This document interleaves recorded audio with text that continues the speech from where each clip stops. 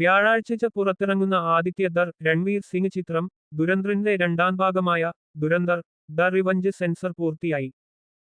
സർട്ടിഫിക്കറ്റാണ് ചിത്രത്തിന് censor board അനുവദിച്ചിരിക്കുന്നത്. 3 മണിക്കൂർ 49 മിനിറ്റ് 6 സെക്കൻഡാണ് ചിത്രത്തിന്റെ ദൈർഘ്യം.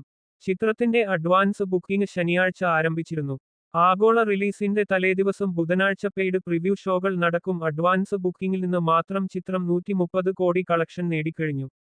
അക്ഷയ് ഖന്ന അവതരിപ്പിക്കുന്ന റഹ്മാൻ ഡകൈത്തിന്റെ മരണത്തിന് ശേഷം പാകിസ്ഥാനിലെ ഗുണ്ടാ അധോലോക രാഷ്ട്രീയ മേഖലയിൽ തന്റെ സ്വാധീനം വളർത്താൻ ശ്രമിക്കുന്ന രൺവീർ സിംഗിന് ഹംസ എന്ന കഥാപാത്രത്തിന്റെ കഥയാണ് ചിത്രം പറയുന്നതെന്ന് സെൻസർ രേഖകൾ പറയുന്നു.